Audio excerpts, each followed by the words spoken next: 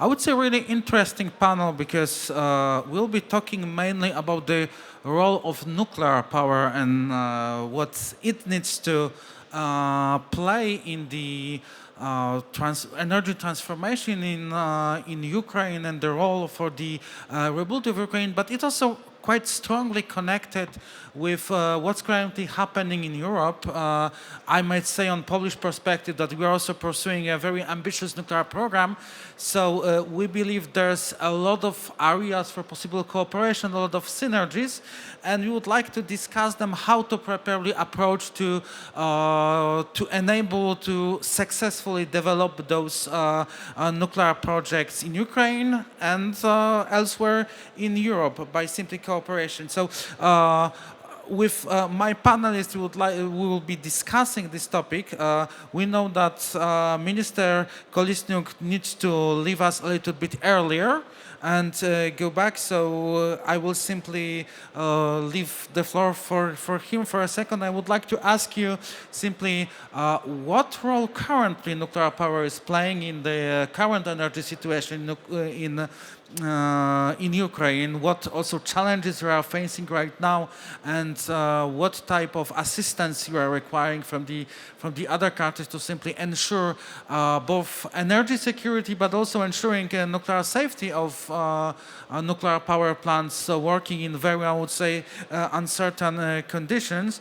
But then I would like to ask you, what are the plans for future investments? We are hearing about plans to expand nuclear power plant in Khmelnytsky, to restart the construction of units that were started before, but also how are you seeing, for example, use of new technologies in the future, like SMR, like advanced reactors, etc. So, Mr. Minister, if you can comment on that. Thank you, sir.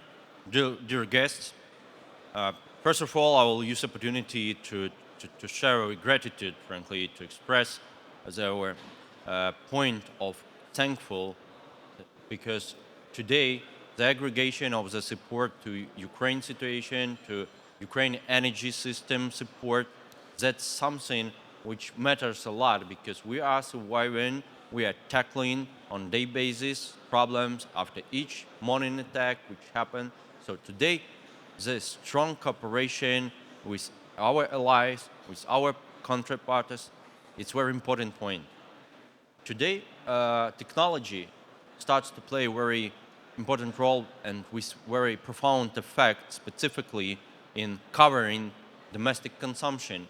And that is the key question which is discussed in a lot of countries, what the right technology might work in the future.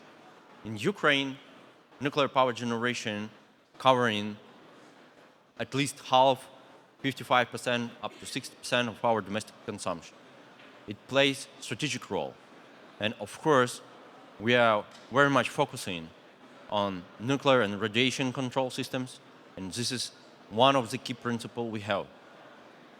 Ukraine, as a member of International Atomic Energy Agency, underlined that this principle is the key, let's say, basis to scale up nuclear generation globally as a new view, as a new recovery of nuclear industry in the globe. But it might happen only if these principles will be secured by all countries in the world. That's why we as a country always start from the first, most important point.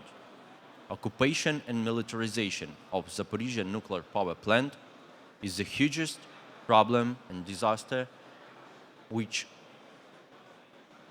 spread the threat to all countries in the region, because this is a regional problem and we need to aggregate and to unite all our efforts to deliver the quickest decision how to get back Zaporizhzhia nuclear power station under Ukraine control. This is a decision of Management Board of International Energy Agency and Atomic Agency, and this is a resolution which already voted, exists, and the members of International Atomic Energy Agency, all of them, they support this initiative. So we need to develop, let's say, sustainable instruments, how to implement it. We've just secured the backup power lines to cover the own needs of the main facility, the main objects for own use, for cooling system in Zaporizhia, which is very important to secure. But this nuclear facility, from technical perspective view, everyone you do understand it need be facilitated, maintained, and it's what not happening there. That's why we need deliver decisions. Second point, radiation control. Ukraine are really eager, and we're grateful to EBRD for our cooperation, to the member states regarding the safe containment in exclusive zone, because this is the global project which provides radiation control and security.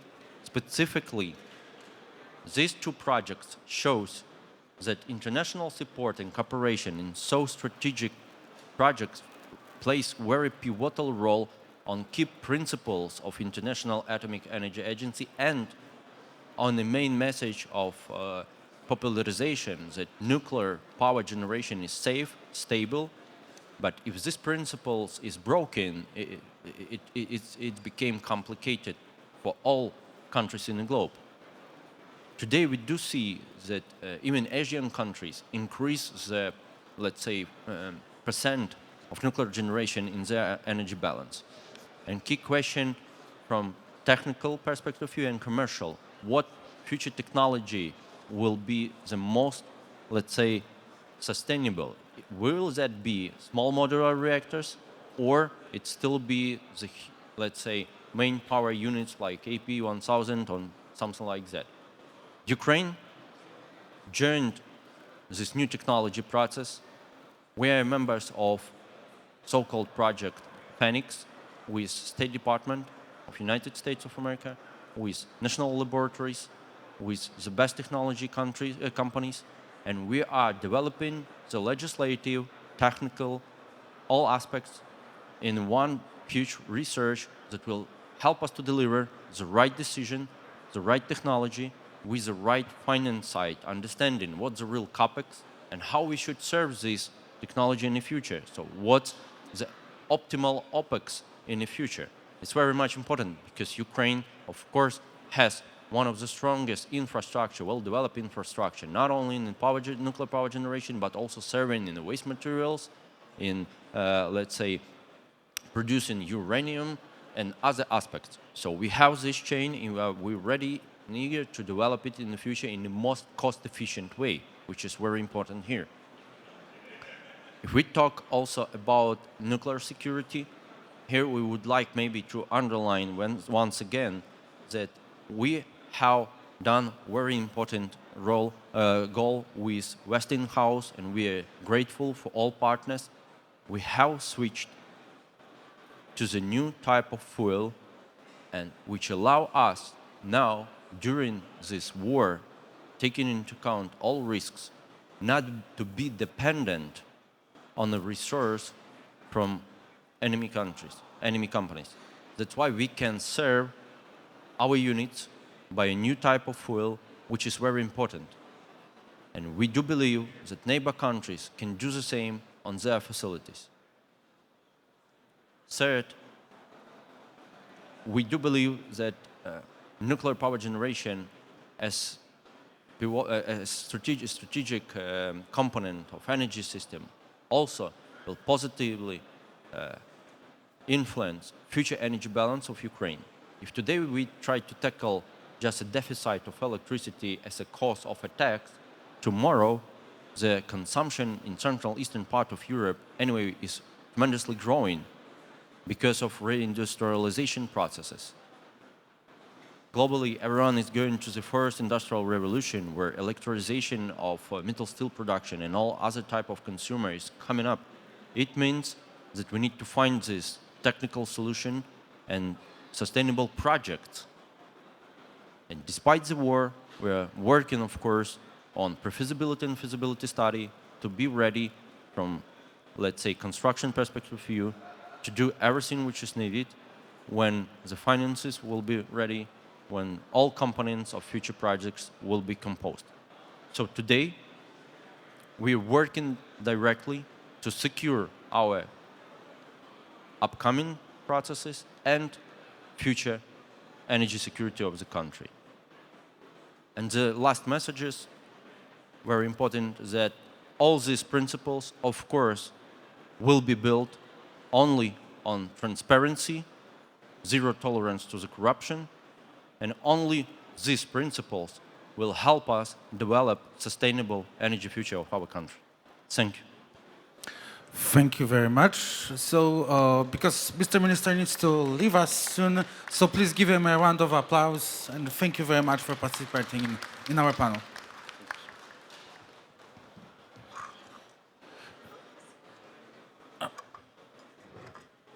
Just let me rearrange things here a little bit.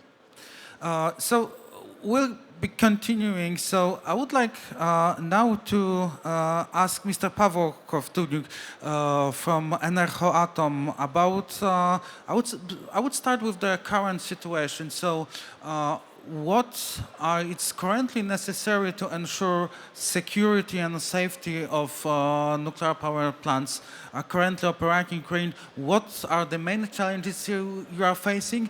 And already what was done in terms of international cooperation to simply facilitate your struggle to keep those plants running and keep them running safely?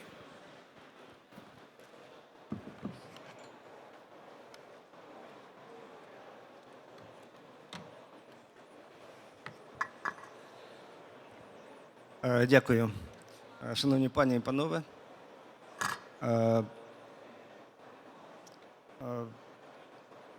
я Павло Ковтонюк.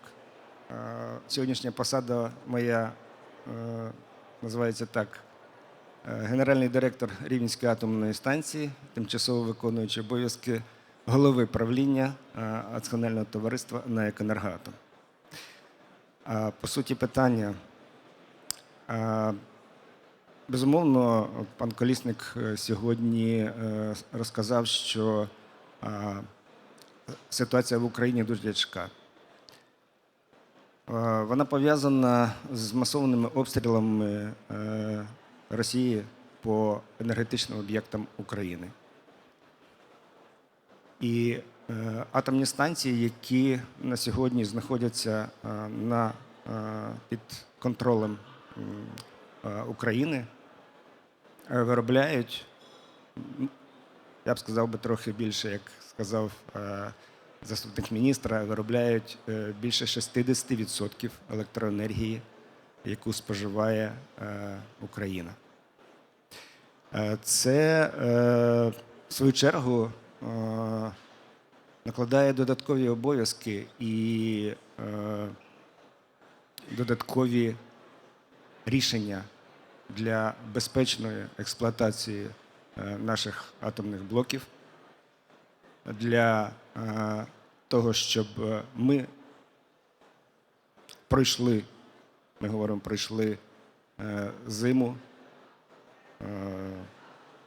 період найбільшого споживання електроенергії в Україні безпечно. Тому перша ціль наша сьогодні – це безпечна експлуатація всіх абсолютно наших блоків для того, щоб було світло, було тепло у жителів України. Ми дякуємо нашим воїнам, які дають можливість нам, енергетикам, безпечно експлуатувати наші станції. І ми розуміємо, що буде мир і буде розвиток атомної енергетики. Він у сьогодні звучить практично у всьому світі. І Україна безумовно розглядає подальший розвиток нашої галузі в мирний час. Якщо говорити про перспективи, то є перспективи ближні, є перспективи дальні.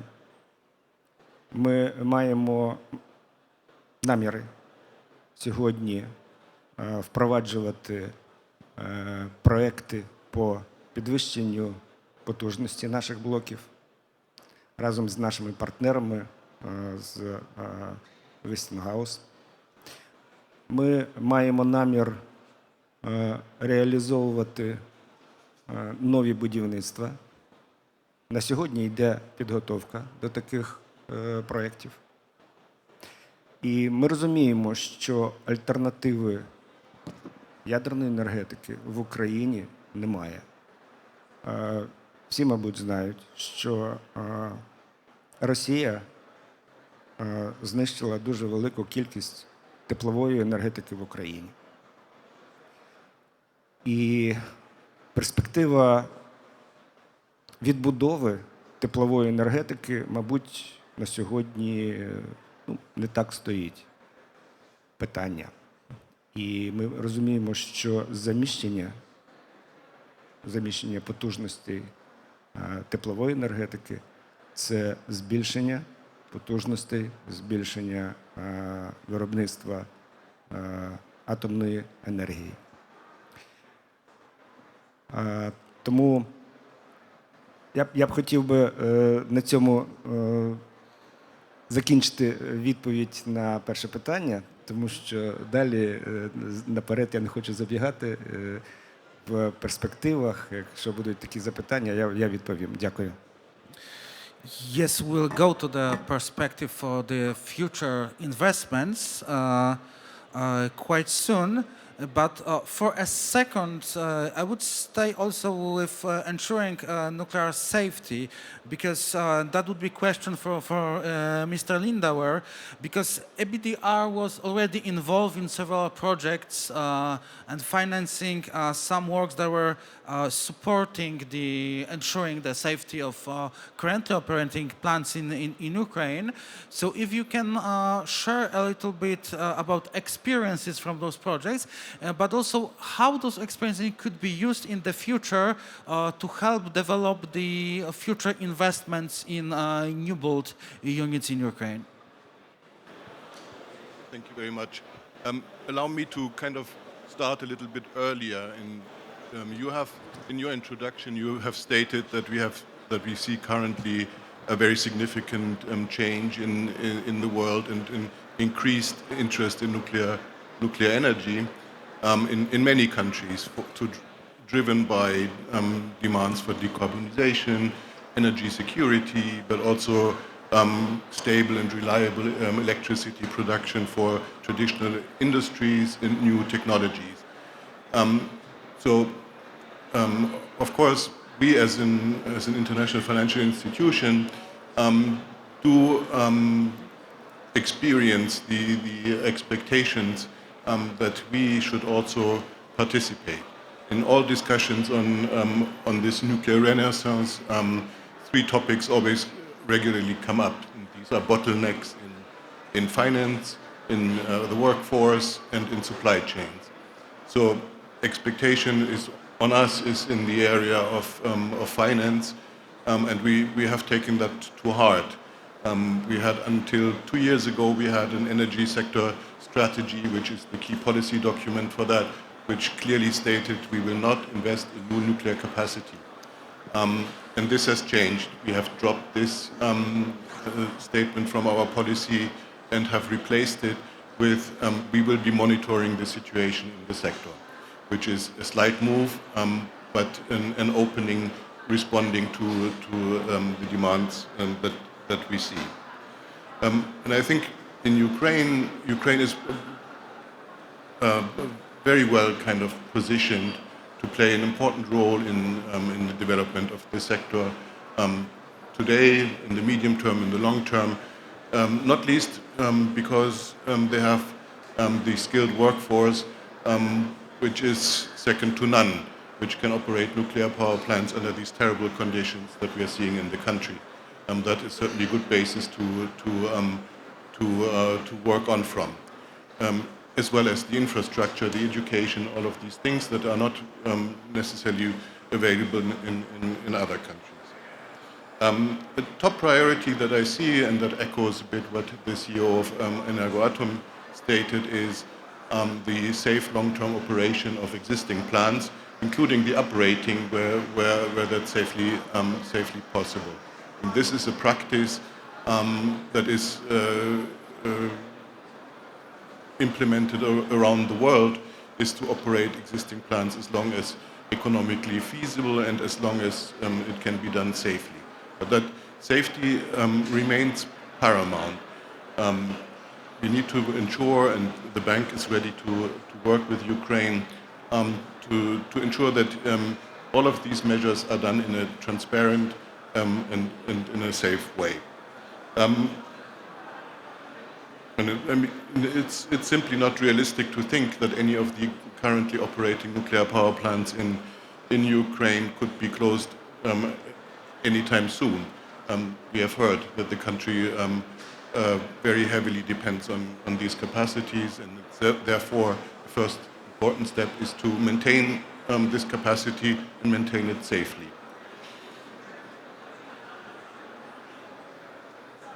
We have worked in Ukraine on nuclear safety projects since 1995, so we have quite some experience in the sector. We have very predominantly worked in Chernobyl to ensure that the consequences of the 1986 accident are brought under control. One of the biggest projects there that we have implemented is the construction of the new safe confinement around the destroyed Unit 4, which was one of the largest international cooperation projects in this area in the world. Unfortunately,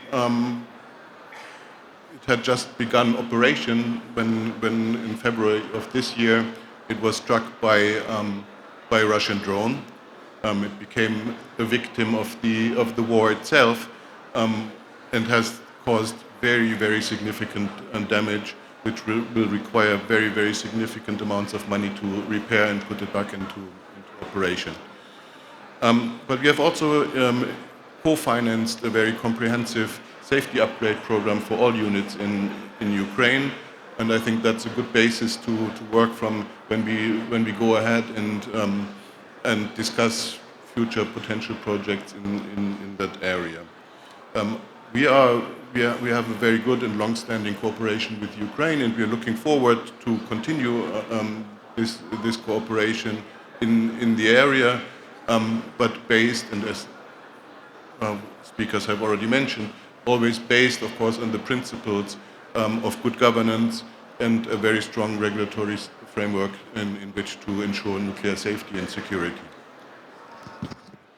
Thank you very much. I would say that it was a great summary of what already happened, but I would say the most important sentence was about this change of approach in terms of investments for new units. That's something that would be really relevant to investment plans that we have around Europe. But staying still with current situation, so I would like now to ask Amal about his perspective, especially on the lessons learned from the current situation in Ukraine in terms of how important is nuclear supply chain to assure the secure the energy security, to assure safe operation, and what we already learned, because Ukraine can be a really interesting example how it gradually become more and more independent from the supply from both fuel but also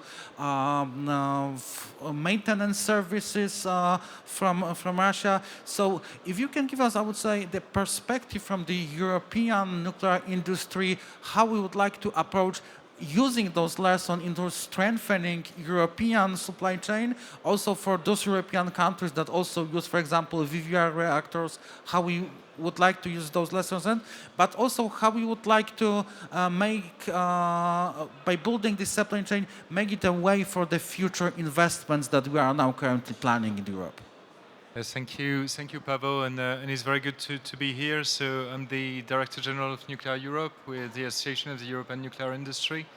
So to jump in straight to your question, I mean, you're right. The supply chain is an extremely important issue, and I would like, like Balthazar just did a moment, really to congratulate really the Ukrainian colleagues for the remarkable work that they've been doing, operating nuclear power plants on the front line, but also indeed divesting completely from Russian uranium in a record time, which I think is a remarkable feature. And this takes us, I mean, and Pavel, you asked about the lessons learned. So, of course, in the EU, we still have this this ambition actually to also cut the reliance on Russian uranium imports. You probably know the situation that we have today in the EU: 19 VVER reactors in different EU member states. Now, all of these member states have taken action to divert from Russian imports. But it's true that some of these actions take some time because, of course, it's not only about finding the alternative supplier, ordering the fuel, it's also about licensing of the fuel. But I think, from there, a very strong lesson to be learned is, Ukraine did it in a record time. I think in Europe, we also need, I mean, and many countries have already started and have actually already stopped the reliance today, but we need indeed to go fast, and for this we also need to have strong political ambition to go fast. So let me take an example. It will be very important in the coming years that we also build our uranium enrichment capacity in the EU. And for this, we need a supportive political framework. We need, for instance, to recognize uranium fuels as part of the EU taxonomy, which would be extremely helpful to incentivize investments. Now, if I move away slightly from purely fuels towards the broader supply chain and nuclear value chain. So, you know that today we have in the EU a total of 100 reactors which are providing 100 gigawatt of capacity. It's 24% of Europe's electricity. So, in some countries, like my home country, France, we have, production level which are quite similar to the ones in Ukraine in terms of importance in the energy mix. But the mix is very diverse in Europe. In Europe, you have 12 EU member states doing nuclear. From this 100 gigawatt capacity of today, when we look at what the different EU member states are planning, we're looking at an increase from 100 gigawatt to roughly 150 gigawatts by 2050. You see many countries having a strong interest in nuclear for reasons which were already very well explained by Balthazar, and I think, Pavel, of course, I mean, your own country is a very good example of an ambitious investment program for very obvious reasons in terms of decarbonization, sovereignty, energy security. So, in short, in the coming years, there's going to be quite a lot of investments happening in the EU, and we need our supply chain to deliver.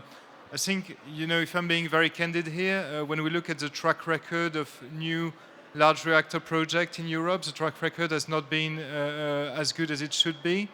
When you talk about Flamanville or even Olkiluoto, these were projects which are now extremely successful, but they've been delayed. So what we need as supply chain is really to make sure that we deliver.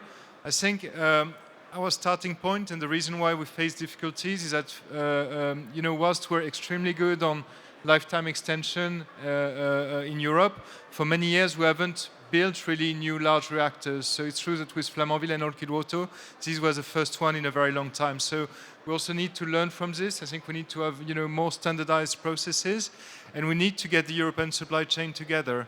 So as Nuclear Europe, a piece of work which we're currently doing is actually looking at how many companies are part of the European supply chain. We're currently finalizing this work, but I can already share with you that we have over 3,000 companies active in many different EU countries. Some of these EU countries are not surprising, but some of them actually are a bit more surprising because you can see that, for instance, in Germany, in Austria, we have a very, very vivid and very vibrant nuclear value chain as well, which I think is an important message on the need to Europeanize the supply chain. Lastly, maybe one word in terms of EU and Ukraine cooperation on supply chain. I was at the World Nuclear Exhibition last week. Several memorandum of understandings were signed actually between European nuclear associations and Ukrainian nuclear associations. There's a lot of expertise indeed in Ukraine. I'm always amazed when I'm visiting power plants in Europe. For instance, I was not so long ago in Paks in Hungary. You can see quite a lot of Ukrainian pieces of equipment actually in this plant. So I think indeed the cooperation between the supply chains will be very important. Thank you very much. So I would like to come back to Pavlo Kovtudik about the plans for the future. So simply, what are the main directions for Ukraine nuclear sector after the war? What directions for the new investments you are looking? If you are considering what technologies, what technological partners, but also what technologies? If you are considering only large-scale reactor, but maybe also some SMRs. If you can provide us with the brief summary for your future plans. Дякую за запитання. Енергоатом дійсно не стоїть на місці, і ми плануємо свій розвиток. Ми бачимо нашу перспективу в добудові тих блоків, які були законсервовані і мають досить високу будівельну готовність. Ми маємо зв'язки з партнерами, які готові доукомплектувати обладнанням реакторного обладнання, турбінного обладнання цих блоків. Це перша перспектива. Ми маємо можливість при добудові цього блоку співпрацювати з Польщею по продажі електроенергії. Наші плани також ґрунтуються на наших домовленостях, наших угодах з Westinghouse по будівництву IP-1000. На сьогодні ми плануємо будівництво такого блоку на Хмельницькій площадці, 5-го блоку, а також в перспективах будівництва IP-1000 на Рівненській атомній станції 1 блок, 2 блоки на Південноукраїнській станції і ще 1 блок на Хмельницькій атомній станції. Це то, що стосується нових потужностей і на сьогодні підписаних угод. Ми також працюємо над програмами підвищення потужності вже існуючих працюючих блоків. Це дасть змогу додаткової потужності по Україні від 400 до 500 МВт. Це також потужні проекти, амбітні проекти, але вони вже практично пропрацьовані з нашими колегами, які мають можливість обґрунтування потужності як реакторних установок, так і реконструкції турбінних і генераторних установок. Ну і, безумовно, Україна і ми, Енергоатом, як потужна компанія, яка не тільки експлуатує атомні станції, яка постійно працює над тим, щоб готувати нове покоління для атомних блоків, щоб проводити навчання, щоб працювати з населенням, і населення повинно розуміти, що на сьогодні альтернативи атомних блоків, особливо в Україні, немає. Нас підтримує населення, підтримує наша спільнота. Ну, короткий відступ. Після чергового обстрілу України Росією було зниження потужностей на теплових електростанціях. І певний період йшли відключення електроенергії по регіонам.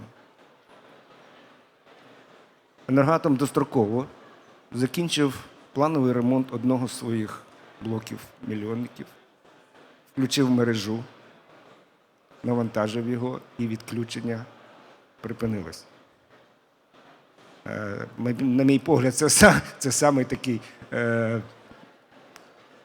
найкращий приклад за ядерну енергетику.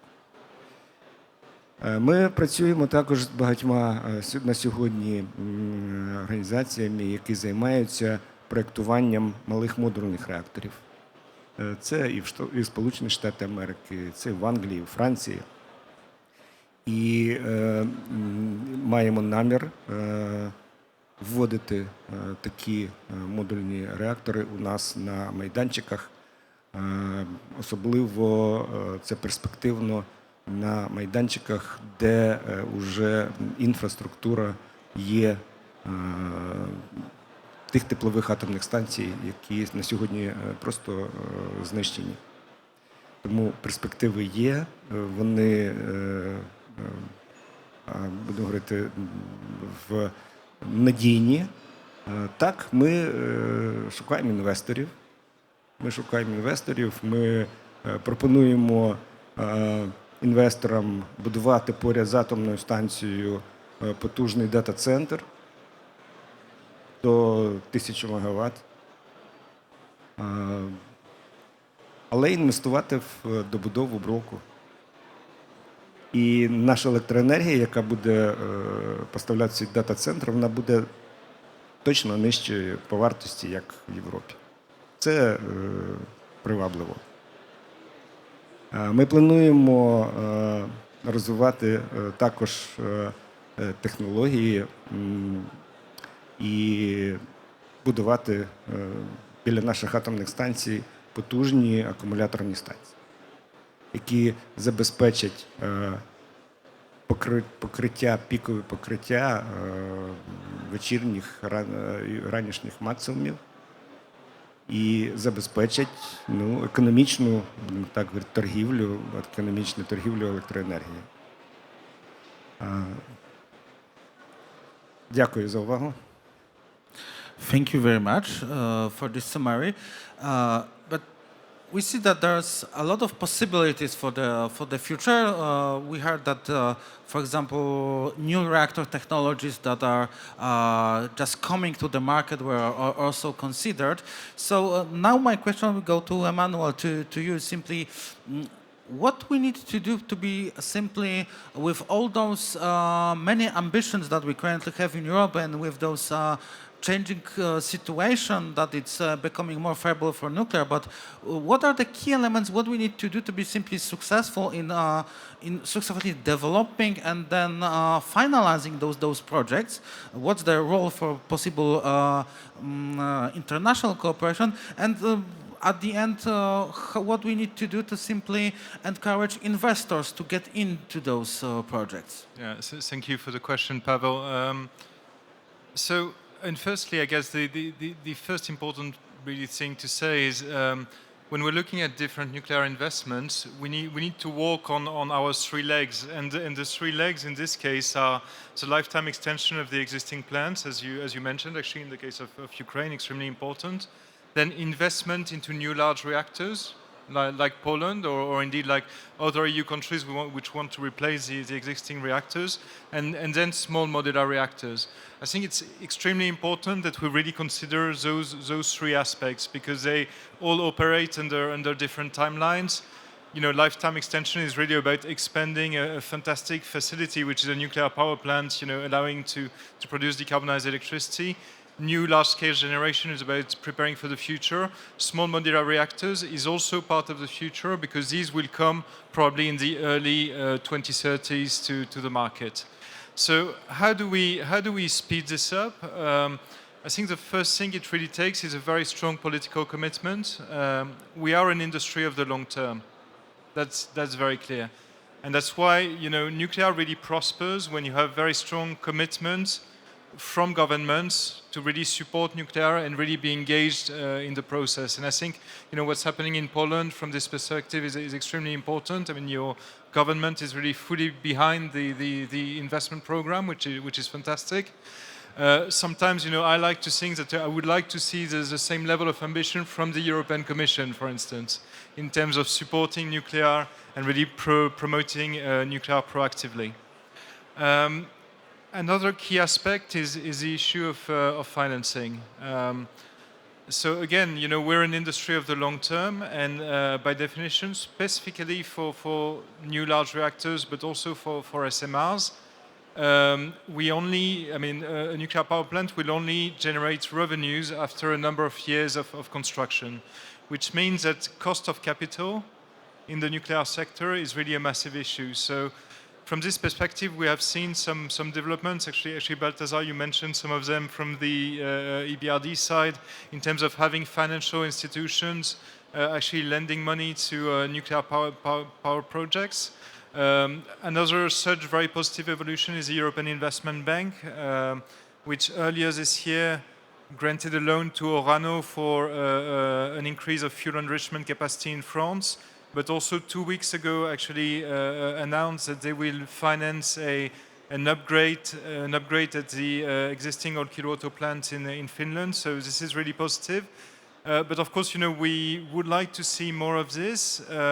And why do we want to see more of this? It's also because having a bit of indeed public financing, or it could be even also public funding through the EU budget, also allows to attract private investors. So that's really, you know, the signal that institutions like yours can send is extremely important actually to get the finance really on the ground.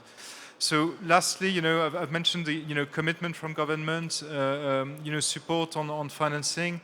The last thing I would mention, of course, is the issue of policy, which is also extremely important, very close to my own heart, because as you know, Pavel, I represent the nuclear sector in Brussels. You know, we need EU and national policies that really try to promote all low-carbon energy sources. That's extremely important. You know, nuclear works very well with renewable.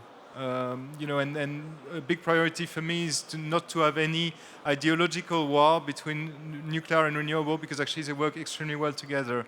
What we need, however, is really policies that, you know, when they promote renewables, they should also promote nuclear. You know, again, we're providing baseload electricity. We're extremely important, especially for energy-intensive industries and for industrial sovereignty. So also having this policy is very important to us. Thank you very much. You already touched on financing, and that's, I would say, a really good segue to ask Balthazar about what is possible role of BDRD in financing those projects. And I'm asking not only about the investments only in units, but I would say in general enhancing of the nuclear industry. I mean also investment in increasement in supply chain, in human resources development, and all those supporting activities that will be simply necessary to successfully develop nuclear in the future. But I've tried to explain in my introduction that the stance on nuclear energy is gradually kind of changing at EBRD and at many other organizations as well. But it would be, if I were to commit to finance a number of SMRs here now, I would be in trouble. We're not that far. We are very actively monitoring the situation and getting to know the industry a bit better. So we are talking to people to understand what the requirements are, and it cannot be excluded that at some point we decide to take a share in a project, subject, of course, to the approval by our shareholders. And SMRs could be potentially more interesting for us than large-scale nuclear power plants. That's for two reasons, essentially. Large-scale, of course, requires huge volumes of finance, which a small bank like the EBRD cannot provide. And they're very often owned by state-owned companies. EBRD has a very strong private sector focus, and we could not commit high volumes into the public sector. So we see an opportunity with SMRs to see involvement of a private sector, and that would be very interesting for us.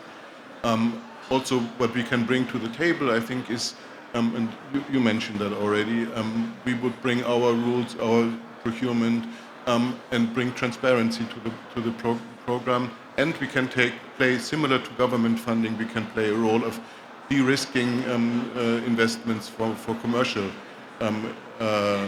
investments in the sector, and that's in the end key that we get get also in the nuclear sector to a stage where these are commercial operations rather than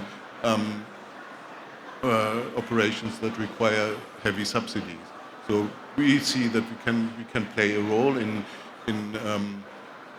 de-risking particular first-of-a-kind projects, but in the end the objective needs to be that this is a commercially operated sector.